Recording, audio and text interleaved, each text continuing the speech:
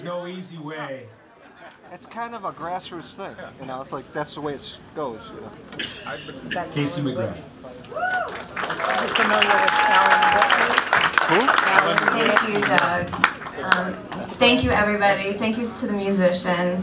Ethan, thanks for doing a great job. Kevin, that was so beautiful, your singing. Thank you so much. It's such a gift for me to have this music to carry on the legacy of my dad, and it really, for me, stands the test of time and something that can really apply to future generations. As my friends here tonight will attest to, there were times when I was literally skinny, run down, living near downtown, needing a drink and having the flu. And I knew at least that I wasn't alone. These songs are the soundtrack of my youth, and they remind me so much of my earliest memories when I was living in LA in the 1980s. My brother describes these as the days when my mom had to go to work, he had to go to school, and my dad and I would hang out and eat at restaurants all day. There was one day when my dad and I were at a local 7-Eleven, and a guy came up behind us, and he slammed a six-pack down on the counter and said, pointing to my dad and said, "You're paying for this." And if any of you guys know my dad really perked up and said, "Oh, really? I'm paying for this?" The two men exchanged words for a few times, and then he knelt down and said to me, "Casey, stay here." I was about 4 at the time. "Casey, stay here, don't move, I'll be right back." And he and the guy went outside. A few minutes went by, I don't know what happened. My dad came back in smiling, unscathed, alone. We didn't pay for the drinks, and we went on our merry way. My dad really achieved the ultimate parenting ethos of do as I say and not as I do. There were so many things that he did that I could never have gotten away with, like fighting and smoking. But that's because for the rock and roll side of him, there was also this bigger side of him that was just a sincere, sensitive communicator. He was never too proud to be vulnerable. He taught me to always listen, be open, and learn along the way, and he respected my ability to understand complexity from a young age. He always gave me the opportunity to be heard, and he treated me as an intellectual equal much earlier than I deserved. We could talk about truly anything, and his wisdom, perspective, and optimism were always a steady and calming influence. One of the things my dad and I often did together during those LA days was the kind of game where my dad would say, "Close your eyes and squeeze them shut and tell me what color you see." We would go through various iterations of this game by waiting and squeezing our eyes tighter and trying to see the same color. I could be kind of a nervous child, and this exercise was really a simple practice of what today we call mindfulness or meditation, the benefits of which, of course, are now well known. In this, like so many things, my dad was ahead of his time. This is all poignantly described in the song "I See Purple," which I think we're about to hear. This song has always had a special meaning to me, and now even more so that I have my own 3 kids. My eldest just turned 5, and she's a very anxious and nervous child. I'm so thankful to have learned from the best, and I feel like I can really connect and help calm her in the same ways. Sometimes when she gets worked up and I do these and other breathing exercises with her, she'll look at me and say, "Is this what Poppy did with you when you were little?" And I love that his legacy can live on in this way too. One final note before I turn it back to the musicians. When I had to sit my daughter down and tell her that her beloved Poppy died, Hazel, still just 4 years old at the time, blurted out to me, "But he didn't look old, and he was so handsome." And I had to smile, even in that moment, and think that's exactly the reaction that my dad would have hoped for. Without further ado, here's Connie. Thank you, Casey.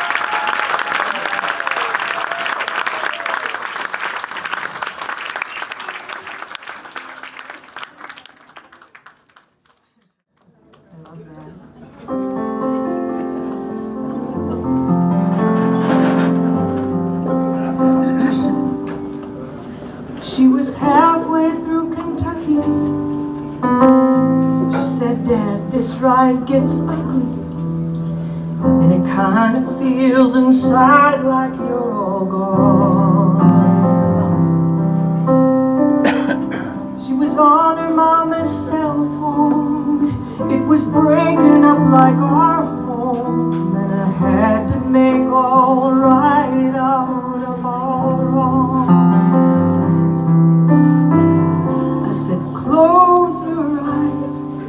see? What do you see? Daddy, don't be foolish. It's plain old black to me. Wait a minute. Dig down in it. So we squeezed our eyes much tighter. We saw shooting stars and fire, and the colors flew like birds like overhead. I said, I see yellow. She said, Daddy, I see purple. Well, now that's another name for blue and red. Use your mind. What might this mean? Blue's the way I'll miss you, and red means wild and free. Dive right through it. You can do it. Call me when you hit New York. Tell me what you find. Growing up is building on the things we leave behind.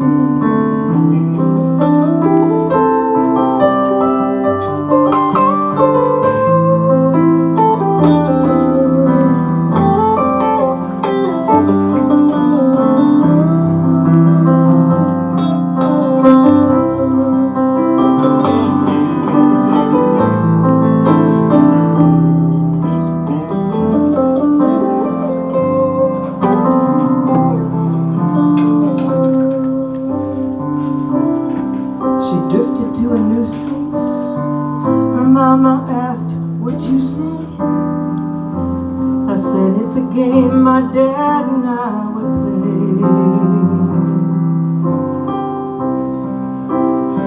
Sometimes in the darkness, if you listen to the silence, the troubles of the world just fade away. Close your mind, your eyes. Tell me, what do you see?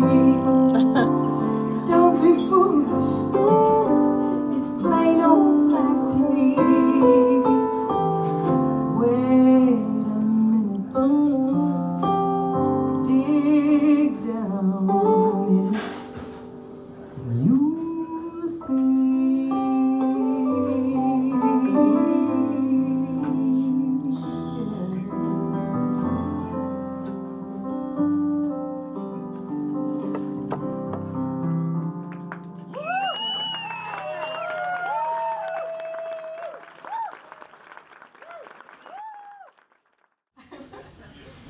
Everybody, thank you all. This is such a treat. I got asked to do my two very favorite McGrath songs.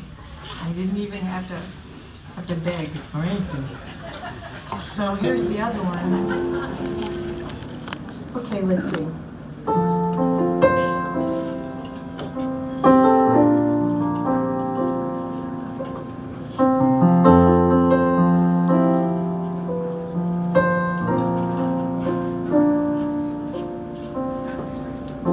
What good's $1 without your baby sister?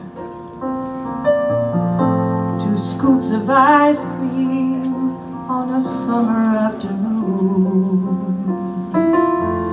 We went wild and all we ever wanted was to rule the world between our house and school.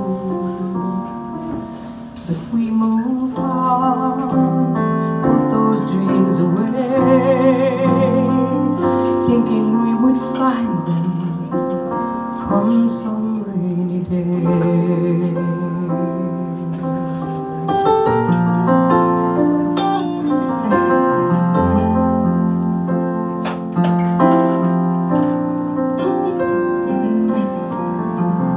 The first time I saw you, I knew I would love you. Halfway through sophomore year, I finally asked your name. And when you kissed me, you lost my heart completely. And all we wanted was just to stay.